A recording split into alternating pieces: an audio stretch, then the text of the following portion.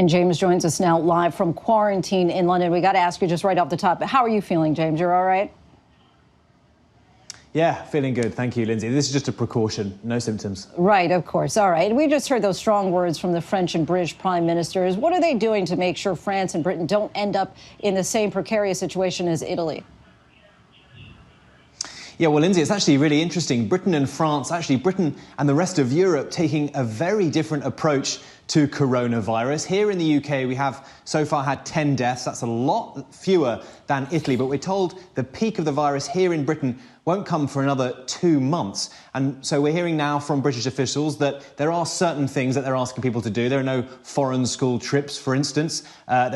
People are being advised, if they're over 70, to not go on cruises. If there are any symptoms, that you should stay at home for 7 days. But crucially, this larger shutdown is not happening in Britain. France, Denmark, Norway, Finland, Switzerland, the list goes on of countries that are imposing much stricter measures. And so Britain is doing something which basically British Prime Minister Boris Johnson says will enable immunity in the long term. He thinks that it will give us some kind of herd immunity, and that would allow the virus to pass through the population and only protect particularly groups that are at particular risk, so the elderly and hospitals. The problem with that, critics will say here in Britain, is that there's no vaccine, and you can actually get this illness more than once. So actually, a lot of people could be at high risk. So a big disparity between what Britain is doing and France. We heard Macron there speaking. Universities are closed, schools are closed. In fact, every single level of this education system all shut down. And these are measures that Europeans are taking across the continent. We'll have to see whether there's a huge divergence in the cases in the weeks and months going forward. One last thing, though, I have to say, it's quite interesting that Donald Trump decided to ban all travel from Europe, even though they are taking these quite extraordinary measures of social distancing,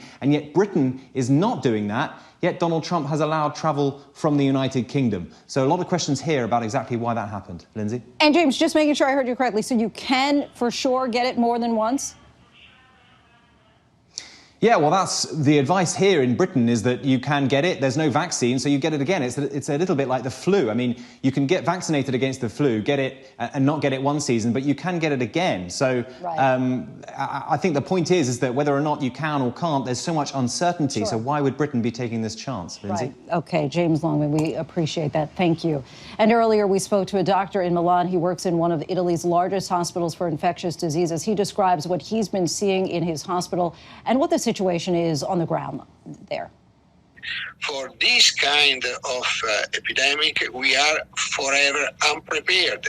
It is impossible to imagine to have the number of beds of intensive care unit sufficient to offer assistance to everybody in such a situation. There is a large quantity of patients, and every 5 minutes probably we have another admission. In other words, there is an imbalance between the need to admit and the possibility to send home a patient. We have also young people with serious disease. Of patients needing assistance should increase at least for another week or two. It is our best hope that Italy is not a sign of things to come here. Hi, everyone. George Stephanopoulos here. Thanks for checking out the ABC News YouTube channel. If you'd like to get more videos, show highlights, and watch live event coverage, click on the right over here to subscribe to our channel. And don't forget to download the ABC News app for breaking news alerts. Thanks for watching.